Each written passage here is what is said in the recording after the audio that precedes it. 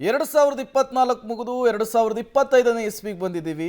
ಹೊಸ ವರ್ಷದ ಆರಂಭದಲ್ಲಿಯೇ ರಾಜ್ಯದ ಜನರಿಗೆ ರಾಜ್ಯ ಸರ್ಕಾರ ಶಾಕ್ ಕೊಡುತ್ತಾ ಅನ್ನುವಂತಹ ಪ್ರಶ್ನೆ. ಜೇಬಿಗೆ ಕತ್ತರಿ, ಬೆಲೆ ಏರಿಕೆಯ ಗುಮ್ಮ, ನಂದಿನಿ ಹಾಲು, ನೀರಿನ ಬಿಲ್ಲು, ಬಸ್ ಟಿಕೆಟ್ ದರ ಏರಿಕೆ ಆಗುವಂತಹ ಸಾಧ್ಯತೆ, ಕರೆಂಟ್ ಬಿಲ್ನ ಜೊತೆಗೆ ಬಂಗಾರದ ಬೆಲೆಯೂ ಕೂಡ ದುಬಾರಿಯಾಗುತ್ತಂತೆ. ಕಾಸ್ಟ್ಲಿ ದುನಿಯಾದಲ್ಲಿ ಬದುಕನ್ನು ಹೆಂಗೆ ನಡೆಸಬೇಕು ಅಂಥೇಳಿ ಜನ ಯೋಚಿಸುವಂತಹ ಪರಿಸ್ಥಿತಿ. ಜೇಬಿಗೆ ಕತ್ತರಿ, ಬೆಲೆ ಏರಿಕೆಯ ಗುಮ್ಮ ಈಗ ಜನರನ್ನು ಕಾಡ್ತಾ ಇರುವಂಥದ್ದು. ನಂದಿನಿ ಹಾಲನ್ನು ರೇಟ್ ಹೈಕ್ ಮಾಡೋದಕ್ಕೆ KMF ನಿರ್ಧರಿಸಿದೆ. ನೀರಿನ ದರ ಏರಿಕೆ ಮಾಡೋದಕ್ಕೆ DCM DK ಶಿವಕುಮಾರ್ ನಿರ್ಧರಿಸಿದ್ದಾರೆ. ಸಾರಿಗೆ ಟಿಕೆಟ್ ದರ ಜಾಸ್ತಿ ಆಗುತ್ತೆ ಅಂಥೇಳಿ ಮೊನ್ನೆ ರಾಮಲಿಂಗಾರೆಡ್ಡಿ ಅವರು ಹಿಂಟ್ ಕೊಟ್ಟಿದ್ದಾರೆ. ಸಹಜವಾಗಿಯೇ ಜನರಲ್ಲಿ ಈ ಬೆಳವಣಿಗೆಗಳು ಟೆನ್ಷನನ್ನು ತರ್ತಾ ಇರುವಂಥದ್ದು. ಶಾಕ್ ನಂಬರ್ 1, ಜನವರಿ 15ರ ಬಳಿಕ ನಂದಿನಿ ಹಾಲಿನ ದರ ಏರಿಕೆಯಾಗುವಂತಹ ಸಾಧ್ಯತೆ ಇದೆ. ಎಷ್ಟು ಏರಿಕೆ ಆಗುತ್ತೆ? 5 ರೂಪಾಯಿ ದರ ಏರಿಕೆ ಆಗಬೇಕು ಅನ್ನುವಂತಹ ಪ್ರಸ್ತಾವನೆ ಸಲ್ಲಿಕೆಯಾಗಿದೆ ಅಂತೆ. ಸರ್ಕಾರ ಅಂತಿಮ ನಿರ್ಣಯವನ್ನು ತೆಗೆದುಕೊಳ್ಳೋದಷ್ಟೇ ಬಾಕಿ ಇರುವಂಥದ್ದು. ಒಂದು ವೇಳೆ CM ಸಿದ್ದರಾಮಯ್ಯನವರು ಸಮ್ಮತಿಯನ್ನು ಸೂಚಿಸಿಬಿಟ್ರೆ 5 ರೂಪಾಯಿ ದರ ಏರಿಕೆ ಆಗುತ್ತೆ. ಇನ್ನು ಶಾಕ್ ನಂಬರ್ 2, ಜಲಮಂಡಳಿ ನೀರಿನ ದರ ಏರಿಕೆಯಾಗುವಂತಹ ಸಾಧ್ಯತೆ. DCM DK ಶಿವಕುಮಾರ್ ಹಿಂಟ್ ಕೊಟ್ಟಿದ್ದಾರೆ. ಸಾಕಷ್ಟು ಬಾರಿ ವಿಚಾರವನ್ನು ಪ್ರಸ್ತಾಪಿಸಿದ್ದಾರೆ. ಹಲವು ವರ್ಷಗಳಿಂದ ನೀರಿನ ದರವನ್ನು ಹೆಚ್ಚಿಸಿಲ್ಲ. ಈ ವರ್ಷ ಸರ್ಕಾರಕ್ಕೆ ದರ ಏರಿಕೆಯ ಪ್ರಸ್ತಾವನೆ ಸಲ್ಲಿಕೆಯಾಗಿದೆ. ರಾಜ್ಯ ಸರ್ಕಾರ ಸಮ್ಮತಿಯನ್ನು ಸೂಚಿಸಿದರೆ ನೀರಿನ ದರ ಕೂಡ ಏರಿಕೆಯಾಗುತ್ತೆ ಬೆಂಗಳೂರಿನಲ್ಲಿ. ಶಾಕ್ ನಂಬರ್ 3, ವಿದ್ಯುತ್ ದರ 3 ವರ್ಷಕ್ಕೆ ಪೂರಕವಾಗುವಂತೆ ಏರಿಕೆಯಾಗುವಂತಹ ಸಾಧ್ಯತೆ ಇದೆ. ಪ್ರತಿ ವರ್ಷವೂ ಕೂಡ 1 ವರ್ಷಕ್ಕೆ ಸೀಮಿತವಾಗುವಂತೆ ವಿದ್ಯುತ್ ದರವನ್ನು ಏರಿಕೆ ಮಾಡಲಾಗ್ತಾ ಇತ್ತು. ಆದರೆ ಈ ವರ್ಷ ಮೊದಲ ಬಾರಿಗೇನೆ 3 ವರ್ಷಕ್ಕೆ ಅನ್ವಯವಾಗುವಂತೆ ಪ್ರಸ್ತಾವನೆ ಸಲ್ಲಿಕೆಯಾಗಿದೆ. ಒಂದೇ ಬಾರಿ ವಿದ್ಯುತ್ ದರ ಏರಿಕೆ ಪ್ರಸ್ತಾವನೆ KERC ಮುಂದಿದೆ. ಹೀಗಾಗಿ 3 ವರ್ಷದ ದರ ಏನು ಮಾಡುತ್ತೆ ಅನ್ನುವಂತಹ ಕುತೂಹಲ ಸಹಜವಾಗಿಯೇ ಮುನ್ನೆಲೆಗೆ ಬರ್ತಾ ಇದೆ. ಶಾಕ್ ನಂಬರ್ 4, ಬಸ್ಗಳ ಟಿಕೆಟ್ ದರ ಹೆಚ್ಚಳದ ಪ್ರಸ್ತಾಪ ಸಲ್ಲಿಕೆಯಾಗಿದೆ. 4 ನಿಗಮಗಳಿಂದ 15%ನಷ್ಟು ಬಸ್ಗಳ ದರ ಏರಿಕೆ ಆಗಬೇಕು ಅನ್ನೋದು, ಜೊತೆಗೆ ಗೋಲ್ಡ್ ರೇಟ್ ಕೂಡ ಜಾಸ್ತಿ ಆಗಿರುವಂಥದ್ದು. ಟಿಕೆಟ್ ದರ ಹೆಚ್ಚಳ ವಿಚಾರಕ್ಕೆ ಸಂಬಂಧಪಟ್ಟಂತೆ CS ಅವರು ಸರ್ಕಾರಕ್ಕೆ 15%ನಷ್ಟು ದರವನ್ನು ಏರಿಕೆ ಮಾಡಬಹುದು. ಈಗ ಇನ್ನೊಂದು ವರದಿಯನ್ನು ಕೊಟ್ಟಿದ್ದಾರೆ, ಸಲಹೆ ಕೊಡ್ಬೋದು ಅವರು. ಆದರೆ ವಾಸ್ತವಿಕವಾಗಿ ನಮ್ಮ 4 ಕಾರ್ಪೊರೇಷನ್ನಲ್ಲಿ 4 ಬೋರ್ಡ್ ಇರುತ್ತೆ. ಅವರ ಖರ್ಚು ವೆಚ್ಚಗಳನ್ನು ನೋಡಿಕೊಂಡು ಎಷ್ಟು ಏರಿಕೆ ಮಾಡ್ಬೋದು ಅಂತ ಅವರು ಸರ್ಕಾರಕ್ಕೆ ಪ್ರಸ್ತಾವನೆ ಕಳಿಸ್ತಾರೆ. 15% ಮಾಡ್ಬೋದು ಅಂತ ಅಲ್ಲ, ಬೋರ್ಡ್ಗಳು ಈಗ KSRTC, BMTC ಅಲ್ಲಿ ಬೋರ್ಡ್ಗಳಿರುತ್ತಲ್ಲ, ಆ ಬೋರ್ಡ್ ಪ್ರಸ್ತಾವನೆ ಕಳಿಸ್ತಾರೆ. CS ಅವರ ನನ್ನ ಗಮನಕ್ಕೆ ಬಂದಿಲ್ಲ, ಅದು ನನ್ನ ಗಮನಕ್ಕೆ ಬಂದಿಲ್ಲ. ಆದರೆ ಮೊದಲಿಂದಲೂ ಕೂಡ ಬಂದಿರತಕ್ಕಂಥ ಸಂಪ್ರದಾಯ ಏನಂದರೆ 4 ಬೋರ್ಡು ಅಧ್ಯಕ್ಷರು, ಉಪಾಧ್ಯಕ್ಷರು, ಮಂಡಳಿಲಿರ್ತಕ್ಕಂಥ ಎಲ್ಲ ಸದಸ್ಯರು ಅವರ ಖರ್ಚು ವೆಚ್ಚಗಳನ್ನು ನೋಡಿ ಎಷ್ಟು ಏರಿಕೆ ಮಾಡ್ಬೋದು ಅಂತ ಸರ್ಕಾರಕ್ಕೆ ಕಳಿಸ್ತಾರೆ. ಸರ್ಕಾರ ನಿರ್ಣಯ ತಗೊಳ್ಳುತ್ತೆ.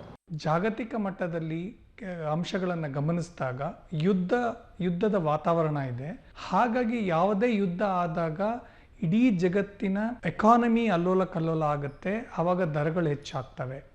ಎರಡನೇದು, ಯುದ್ಧ ಆದಾಗ ಏನಾಗುತ್ತೆ, ಪೆಟ್ರೋಲ್ ಮತ್ತು ಡೀಸೆಲ್ ಬೆಲೆ ವ್ಯತ್ಯಾಸ ಆಗುತ್ತೆ. ಖಂಡಿತವಾಗ್ಲೂ ಅದು ಜಾಸ್ತಿ ಆಗುತ್ತೆ, ಅದು ಕೂಡ ಪರಿಣಾಮ ಬೀರುತ್ತೆ. ಹಾಗಾಗಿ ಒಮ್ಮೆ ಪೆಟ್ರೋಲ್ ಬೆಲೆ ಮತ್ತು ಡೀಸೆಲ್ ಬೆಲೆ ಜಾಸ್ತಿ ಆಯಿತು ಅಂತಂದರೆ ಅದು ಟ್ರಿಗರಿಂಗ್ ಫ್ಯಾಕ್ಟರು. ಯಾವುದೇ ವಸ್ತುವಿನ ಬೆಲೆ ಆಗಲಿ ಜಾಸ್ತಿ ಆಗ್ತಾ ಹೋಗುತ್ತೆ. ಈ ಹಿಂದಿನ ಸಾಲಿನಲ್ಲಿ ನಾವು ಗಮನಿಸಿದಂತೆ ಸುಮಾರು 20,000 ರೂಪಾಯಿಯಷ್ಟು ವ್ಯತ್ಯಾಸ ಆಯಿತು ಒಂದೇ ವರ್ಷಕ್ಕೆ. ಈ ವರ್ಷ 80,000ದ ಆಸುಪಾಸಿನಲ್ಲಿದೆ.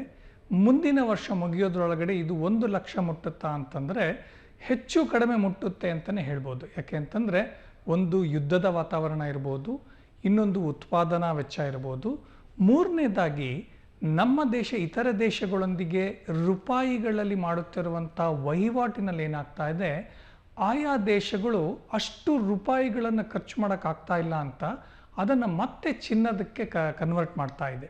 ಹಾಗಾಗಿ ಚಿನ್ನದ ಬೇಡಿಕೆ ಜಾಸ್ತಿ ಆಗ್ತಾ ಇದೆ. ಎಲ್ಲಿ ಬೇಡಿಕೆ ಇರುತ್ತೋ ಅಲ್ಲಿ ಮತ್ತೆ ಬೆಲೆ ಜಾಸ್ತಿ ಆಗ್ತಾ ಹೋಗ್ತದೆ. ಅದಲ್ಲದೆ ನಮ್ಮ ದೇಶವೂ ಸೇರಿದಂತೆ ಚೀನಾ, ಇನ್ನೂ ಹಲವಾರು ದೇಶಗಳೇನು ಮಾಡ್ತಾ ಇದ್ದಾವೆ, ಚಿನ್ನವನ್ನು ಹೆಚ್ಚು ಬೈ ಮಾಡ್ತಾ ಇದ್ದಾವೆ, ಅವರ ಟ್ರೆಜರಿನಲ್ಲಿ ಇಟ್ಕೋತಾ ಇದ್ದಾರೆ. ಇದೂ ಕೂಡ ಒಂದು ಬಹಳ ಇಂಪಾರ್ಟೆಂಟ್ ಫ್ಯಾಕ್ಟರ್ ಚಿನ್ನದ ಬೆಲೆ ಜಾಸ್ತಿ ಆಗೋದಕ್ಕೆ. ಮತ್ತಷ್ಟು ಡೀಟೇಲ್ಸನ್ನು ಕೊಡ್ತಾರೆ ಮೆಟ್ರೋ ಬ್ಯೂರೋ ಹೆಡ್ ಪವಿತ್ರ ನೇರ ಸಂಪರ್ಕದಲ್ಲಿ ಜಾಯ್ನ್ ಆಗಿದ್ದಾರೆ. ಪವಿತ್ರ, ಮೊದಲೇ ರಾಜ್ಯದ ಜನ ಬೆಲೆ ಏರಿಕೆಯ ಬೇಗೆಯಲ್ಲಿ ಬೈತಾ ಇದ್ದಾರೆ. ಮತ್ತೀಗ ನೀರು ಜೊತೆಗೆ ಹಾಲು ಚಿನ್ನ ಎಲ್ಲದರ ಬೆಲೆ ಜಾಸ್ತಿ ಆಗಿಬಿಟ್ರೆ ಈ ಕಾಸ್ಟ್ಲಿ ದುನಿಯಾದಲ್ಲಿ ಬದುಕು ಸಾಗಿಸೋದು ಹೇಗೆ ಅಂತ ಹೇಳಿ. ಪ್ರೇಮ್, ಈಗ ಹೊಸ ವರ್ಷದ ಸಂಭ್ರಮದಲ್ಲಿಯೇ ಜನರಿಗೆ ಹೊಸ ವರ್ಷಕ್ಕೆ ಮುಂದಡಿ ಇಡ್ತಲೇ ಬೆಲೆ ಏರಿಕೆಯ ಶಾಕ್ ಸಿಗ್ತಾ ಇದೆ. ಈಗ ನೀವು ಹೇಳ್ದಂಗೆ ಎಲ್ಲವೂ ಕೂಡ ಬಹುತೇಕ ದಿನಬಳಕೆಯ ವಸ್ತುಗಳನ್ನು ಅದನ್ನು ಅವಾಯ್ಡ್ ಮಾಡೋದಕ್ಕೆ ಸಾಧ್ಯ ಇಲ್ಲ. ಈಗ ಚಿನ್ನದ ದರ ಏರಿಕೆ ಆದರೆ ಅಟ್ಲೀಸ್ಟ್ ಅದನ್ನು ಖರೀದಿಯನ್ನು ಮುಂದೂಡ್ಬೋದು. ಆದರೆ ಈಗ ಹಾಲಿನ ದರ ಏರಿಕೆ, ದಿನಬಳಕೆಯ ವಸ್ತುಗಳು ಕೂಡ ಈ ವರ್ಷದಲ್ಲಿ ಏರಿಕೆಯಾಗುತ್ತೆ. ಅದರಲ್ಲೂ ಕೂಡ ನಂದಿನಿ ಹಾಲಿನ ದರ ಸಂಕ್ರಾಂತಿಯ ಬಳಿಕ ಏರಿಕೆಯಾಗುತ್ತೆ ಅನ್ನುವಂತಹ ಮುನ್ಸೂಚನೆಯನ್ನು KMF ಕೊಟ್ಟಿದೆ. ಅದರ ಜೊತೆಗೆ ನೀರಿನ ದರ ಏರಿಕೆ ಆಗುವಂತಹ ಎಲ್ಲ ಸಾಧ್ಯತೆಗಳು ಇದೆ. ತುಂಬಾ ವರ್ಷಗಳಿಂದ ಪೆಂಡಿಂಗ್ ಇರುವಂಥದ್ದು, ಅದು ಬೆಂಗಳೂರಿಗರಿಗೆ ತುಂಬಾ ಶಾಕಿಂಗ್ ಕೊಡುವಂತಹ ವಿಚಾರ. ಇನ್ನು ಅದಕ್ಕಿಂತಲೂ ಶಾಕಿಂಗ್ ಅಂದ್ರೆ ವಿದ್ಯುತ್ ದರ ಏರಿಕೆ. ಈಗ ಪ್ರತಿ ವರ್ಷವೂ ಕೂಡ 1 ವರ್ಷಕ್ಕೆ ಅನ್ವಯ ಆಗುವಂತೆ ವಿದ್ಯುತ್ ದರವನ್ನು ಏರಿಕೆ ಮಾಡ್ತಾ ಇದ್ರು. ಆದರೆ ಈ ವರ್ಷದಿಂದ KERCಯ ಮುಂದೆ ಹೊಸ ಪ್ರಸ್ತಾಪವನ್ನು ಇಟ್ಟಿದ್ದಾರೆ. 3 ವರ್ಷ ಆಗುವಂತಹ ಸರಾಸರಿ ವಿದ್ಯುತ್ ದರ ಏನಿದೆ ಅದನ್ನು ಒಂದೇ ಸಲ ಏರಿಕೆ ಮಾಡಿ ಇನ್ನುಳಿದಂತಹ 3 ವರ್ಷ ದರವನ್ನು ಏರಿಕೆ ಮಾಡೋದು ಬೇಡ ಅಂತ ಹೇಳ್ತಾ ಇದ್ದಾರೆ. ಹಾಗಾಗಿ ಹಾಗೇನಾದರೂ ಆದರೆ ಏಕಕಾಲಕ್ಕೆ 3 ವರ್ಷದ ದರವನ್ನು ಏರಿಕೆ ಮಾಡಿದ್ರೆ ಜನರ ಜೇಬಿಗೆ ಕತ್ತರಿ ಬೀಳೋದಂತೂ ಗ್ಯಾರಂಟಿ. ತುಂಬ ಹೆಚ್ಚಿನ ಪ್ರಮಾಣದಲ್ಲಿ ದರ ಏರಿಕೆ ಆಗುವಂತಹ ಸಾಧ್ಯತೆ ಇದೆ. ಇನ್ನು ಅದನ್ನು ಹೊರತುಪಡಿಸಿದ್ರಂತೆ ಪೆಟ್ರೋಲ್ ಡೀಸೆಲ್ ದರದ ಏರಿಕೆಯ ಬೆನ್ನಲ್ಲೇ ಬಸ್ಗಳ ದರವೂ ಕೂಡ ಏರಿಕೆ ಆಗುವಂತಹ ಸೂಚನೆಯನ್ನು ಈಗಾಗಲೇ ಕೊಟ್ಟಿದ್ದಾರೆ. ಹಾಗಾಗಿ ಅದರಲ್ಲೂ ಕೂಡ ಚಿನ್ನದ ದರ ಅಂತೂ 1 ಲಕ್ಷ 10 ಗ್ರಾಮ್ಗೆ 1 ಲಕ್ಷದವರೆಗೂ ಕೂಡ ಈ ವರ್ಷ ಸಮೀಪ ಆಗ್ಬೋದು ಅನ್ನುವಂತಹ ಅಂದಾಜನ್ನು ಆರ್ಥಿಕ ತಜ್ಞರು ಮಾಡಿದ್ದಾರೆ. ಹಾಗಾಗಿ ಈ ವರ್ಷ 2025 ಏನಿದೆ ಅದು ಬೆಲೆ ಏರಿಕೆಯ ವರ್ಷ ಆಗಿ ಜನರಿಗೆ ಪರಿಣಮಿಸುವಂತಹ ಸಾಧ್ಯತೆ ಇದೆ. ಈಗಾಗಲೇ ಈ ವರ್ಷದಲ್ಲೂ ಕೂಡ ಹಿಂದಿನ ವರ್ಷದಲ್ಲೂ ಕೂಡ ಸಾಕಷ್ಟು ದರಗಳು ಏರಿಕೆ ಆಗ್ತಾನೆ ಬಂತು. ಈಗ ಮತ್ತೆ ದರ ಏರಿಕೆಯ ಬಿಸಿ ಜನರನ್ನ ಕಾಡಲಿದೆ. ಪ್ರೇಮ್. ಓಕೆ, ಥ್ಯಾಂಕ್ ಯು ಪವಿತ್ರ ತಮ್ಮೆಲ್ಲ ಮಾಹಿತಿಗಾಗಿ.